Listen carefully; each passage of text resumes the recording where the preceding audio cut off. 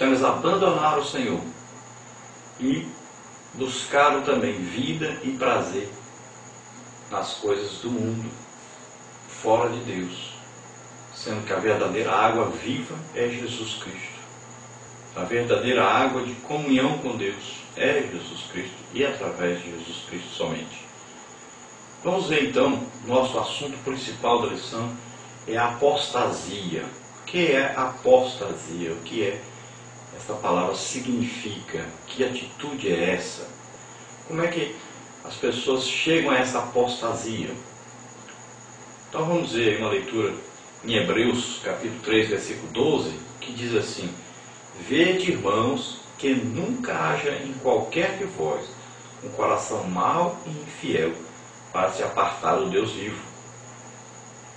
Então a apostasia ia se apartar, é deixar, a palavra apostasis, que é grega, e o que significa?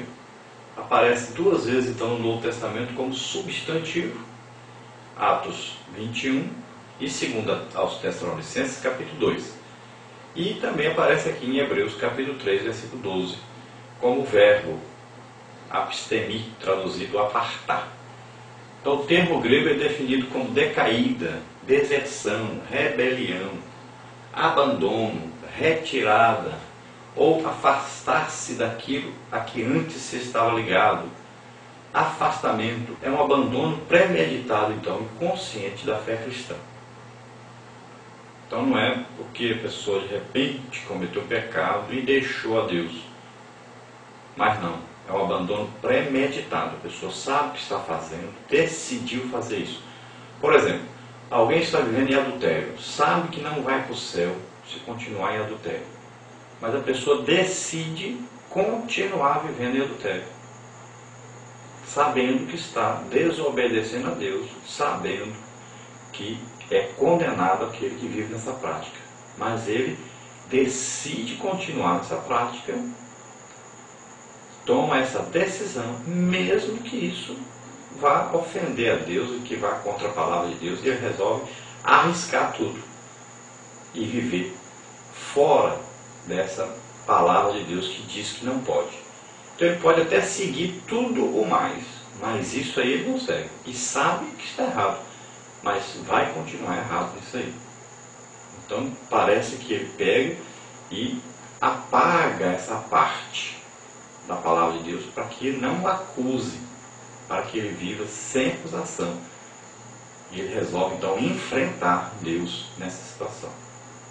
E a partir daí ele passa então a fazer outras e outras e outras coisas, porque a primeira ele acha que deu certo, que está vivendo bem, tranquilo, transgredindo uma. Então ele passa a fazer outras e vai aumentando cada dia mais essa transgressão, esse abandono de Deus. Então apostatar significa cortar o relacionamento salvífico com Cristo, ou apartar-se da união vital com Ele e da verdadeira fé nele.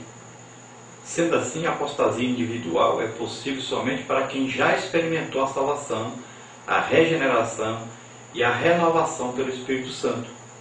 Não é simples negação das doutrinas do Novo Testamento pelos inconversos dentro da igreja visível. A apostasia pode envolver dois aspectos distintos, embora relacionados entre si. Então, a apostasia teológica, isto é, a rejeição de todos os ensinos originais de Cristo e dos apóstolos, ou de alguns deles. E depois a apostasia moral, isto é, aquele que era crente deixa de permanecer em Cristo e volta a ser escravo do pecado e da imoralidade. Então aí nós vemos dois tipos de apostasia. Uma apostasia que é teológica e uma outra apostasia que é moral. Então a teológica que é recusar-se a obedecer coisas que a Bíblia condena. E a outra é a pessoa voltar à imoralidade e não considerar mais o que é certo dentro da palavra de Deus, dentro da orientação de Deus. Ele se torna aí um crítico da palavra de Deus e começa então até a torcer então essa palavra para que essa palavra o apoie. Então, por exemplo, você pode ver aí pessoas que casam-se 2, 3, 4 vezes aí e buscam um apoio, torcendo a palavra de Deus para que ele dê esse apoio, sendo que ele sabe que não pode, que a palavra de Deus condena isso. A Bíblia, ela adverte fortemente quanto à possibilidade aí da apostasia, visando tanto nos alertar do perigo fatal de abandonar nossa união com Cristo, como para nos motivar a perseverar na fé e na obediência. O propósito divino desses trechos bíblicos de advertência não deve ser enfraquecido pela ideia que afirma as advertências sobre as apostasias são reais, mas a sua possibilidade não. Antes devemos entender que essas advertências são uma realidade possível durante o nosso viver aqui e devemos considerá-las um alerta se quisermos alcançar a salvação final. Alguns dos nossos muitos trechos aí do Novo Testamento que contêm advertências são essas aí. Você pode ler cada uma delas e encontrar aí advertências para que a pessoa não caia em apostasia. Os exemplos da apostasia propriamente dita acham-se aí nesses capítulos e versículos que você vê aí. Êxodo 32, 2 Reis 17, Isaías 1, Jeremias 2, Atos 1, Gálatas 5, 1 Timóteo 1, 2 Pedro 2, Judas 4. Então a apostasia, segundo a Bíblia, ocorrerá dentro da igreja professa nos últimos dias dessa era. Então ocorrerá a apostasia, com apostases, que literalmente significa desvio, afastamento, abandono. Então nos últimos dias um grande número de pessoas da igreja apartar-se-á da verdade bíblica. Tanto o apóstolo Paulo quanto Cristo revelam um quadro difícil da condição de grande parte da igreja. Então a parte moral, espiritual e doutrinariamente, à medida que a era presente chega a seu fim. Paulo principalmente ressalta que nos últimos dias elementos ímpios ingressarão nas igrejas em geral. Essa apostasia dentro da igreja terá duas dimensões.